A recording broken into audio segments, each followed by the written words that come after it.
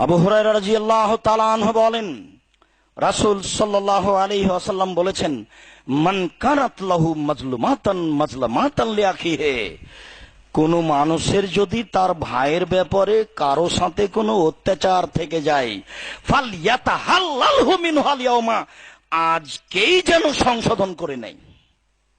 দুই ভাই, একজন এই দল একজন ওই দল, দিন রাত চলছে। এই ছিল তোমাকেও বলছি, মিনির জি আমিন শাইন, মান সম্মানে যদি কারো প্রতি জুলুম করেছ, যে কোনো ব্যাপারে কারো প্রতি জুলুম করেছ, সামান্যতম জুলুম করেছ, সম্মানের ব্যাপারে হতে পারে। সম্মানের ব্যাপারে মানে কি বুঝেন আপনি? চুপ থাকেন, কথা বলছেন কেন?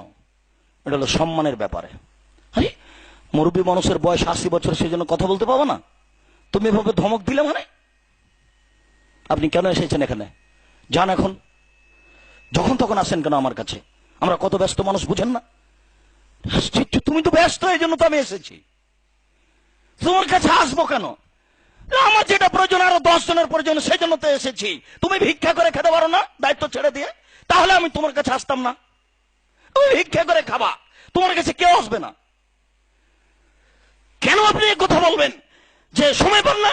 যান এখন, বিবেচনা নেই। ভিক্ষা করে খাবা, কেউ আসবে না। দূর দিয়ে চলে গেল, যাবে না কেউ, যে ফকির গেল। মানুষের প্রতি জুলুম করেন, নেতৃত্ব নিয়ে 2 কোটি টাকা দামের গাড়িতে চলে, আপনি বুঝতে পারেন না জুলুম কাকে বলে?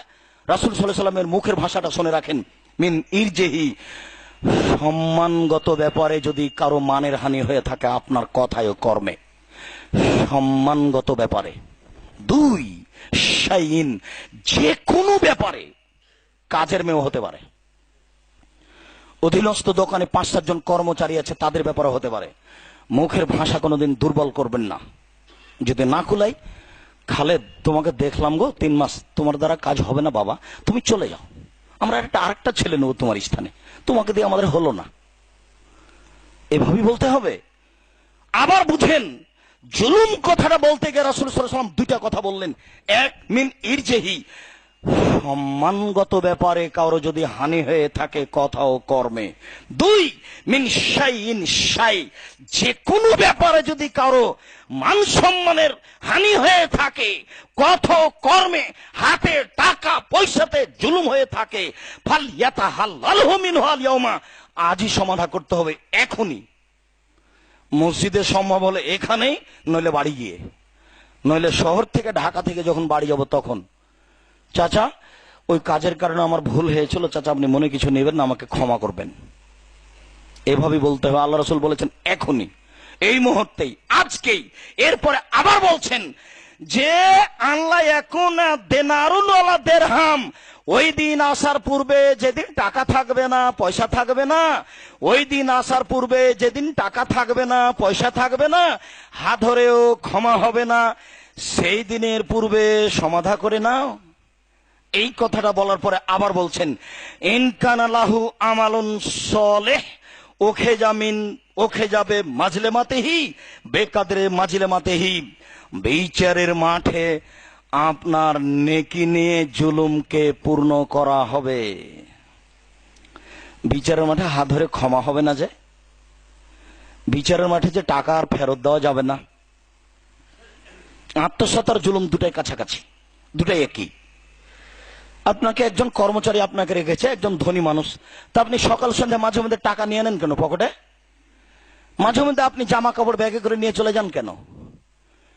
এটা আত্মসাৎ, একই কথা। এটা বিচার আজকেই সমাধান করতে হবে, আজকেই, এখনই।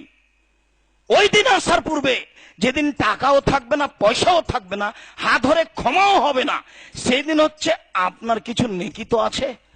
আরে নামাজ না পড়লে রাস্তাতে একটা ইঁদুর মুড়ে পড়েছিল, সেটা সরিয়ে দিয়েছেন, এটা তো আছে। কষ্টদায়ক জিনিস রাস্তা থেকে সরিয়ে দিবে চেয়ারম্যান মেম্বার, এটা কথা নয়, আপনাকেও সরাতে হবে। আল্লাহ রাসূল সাল্লাল্লাহু আলাইহি ওয়াসাল্লাম বলছেন, ওই যে লোকটা জান্নাতে চলে গেছে, ওই লোকটা জান্নাতে চলে গেছে। কেন? আরে রাস্তায় একটা গাছ পড়েছিল, কেটে সরিয়ে দিয়েছে, এই জন্য। বুখারী মুসলিম। তাহলে রাস্তায় ইঁদুরটা কুকুরটা মরে পড়ে আছে, ওটা চেয়ারম্যান সরাবে না আমি? না, বুঝাতে পারি না ভালো করে। আমি, আপনি, সবাই। আর বিনিময় জান্নাত। এই যে একটা নেকি আছে, এই নেকিটা বিচারের মাঠে মাজলুমকে দিয়ে দিতে হবে। এরপর আল্লাহ রাসূল বলছেন, ফাইনলাম তাকুন লাহু হাসানা, যদি আপনার কোনো নেকি না থাকে, পাপ তো আছে। আপনার পাপ নয়, পাপ আছে মাজলুমের। ফাইন কানাত লাহু হাসানাতুন, আপনার যদি কোনো নেকি না থাকে, ওকে যা মিন সায়াতে সাহেবেহি, যাকে থাপ্পড় মেরেছেন তার পাপ নেওয়া হবে, আপনার উপরে চাপিয়ে দেওয়া হবে। এ হলো বিচার।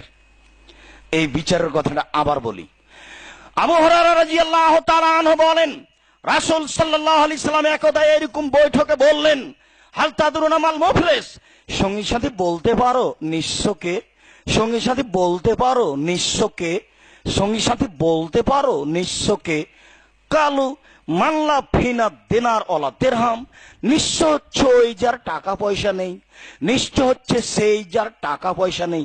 আরে না না, আল মুসলিফ আল মুফলিস মিন উম্মতি মান ইয়াতি বিসলাতিন ওয়া সিয়ামিন যাকা, মুফলিস হচ্ছে আমার উম্মতে, নিঃস্ব হচ্ছে আমার উম্মতে সেই পুরুষ নারী, নিঃস্ব হচ্ছে আমার উম্মতে সেই পুরুষ নারী, নিঃস্ব হচ্ছে আমার উম্মতে সেই পুরুষ নারী, যেই পুরুষ নারী বিচারের মাঠে উপস্থিত হবে সলাত নিয়ে, সিয়াম নিয়ে, দান নিয়ে, যাকাত নিয়ে, অনেক নেকি নিয়ে উপস্থিত হয়েছে।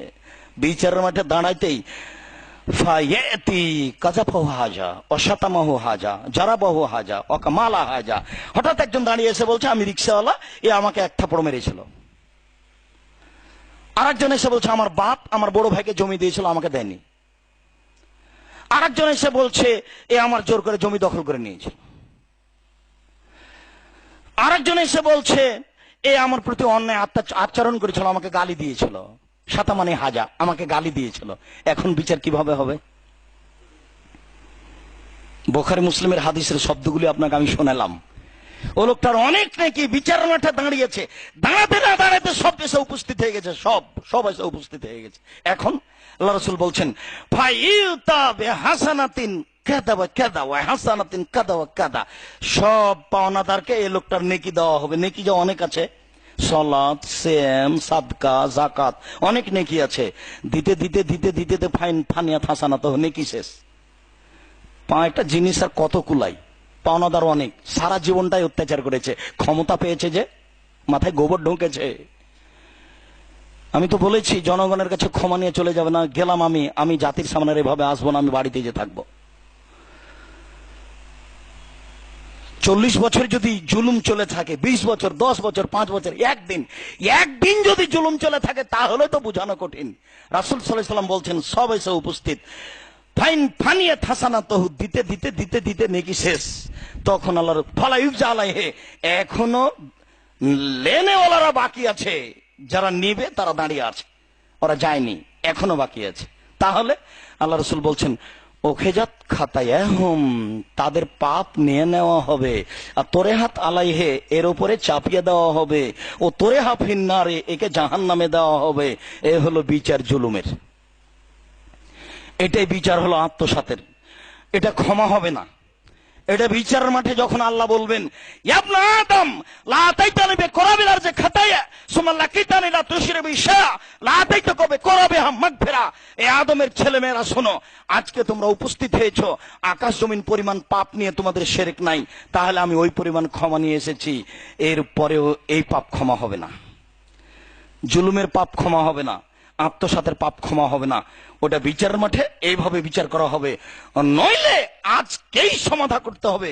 রাসূল সাল্লাল্লাহু আলাইহি ওয়াসাল্লাম বলেছেন, এখনই, আজকেই, এই মুহূর্তে আগে সমাধা, তারপরে কোনো কথা।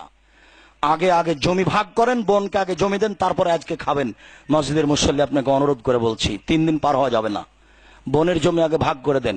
রাস্তায় যাবেন আর হিসাব করবেন যে কোনটুকু তাকে দিব, কতটুকু তাকে দিব। আর এক জমি 7 বার বিক্রি করিয়েন না, এই ক্ষমতার 5 পয়সা দাম নাই। এটা খুব কঠিন ব্যাপার। আপনাকে ছেড়ে রেখেছেন, সেই জন্য আপনি বুঝতে পারছেন না আল্লাহর ধরা বড় কঠিন। সম্মানিত মসজিদের মুসল্লি, পৃথিবীতে মানুষের উপরে বিভিন্নভাবে অত্যাচার চালাচ্ছে। যখনই মানুষ ক্ষমতা পায়, তখনই মানুষের প্রতি অত্যাচার করে। খুব সাবধান, অত্যাচারের ফলাফল অতীব ভয়াবহ। আল্লাহ, আমাদের যারা মারা গেছে তুমি তাদের কবরের শাস্তি মাফ করো। আমরা যারা অসুস্থ তুমি তাদের আরোগ্য দান করো। আমরা যারা বেঁচে আছি তুমি তাদেরকে তোমার রাসূলের পদ্ধতি অনুযায়ী চলার তৌফিক দান করো। আল্লাহ, জুলুম যদি আমাদের হয়ে থাকে ভুলে বা না বুঝে বা নিজের জীবনে ঘটে থাকে, তাহলে তুমি তার সমাধা করার তৌফিক দাও।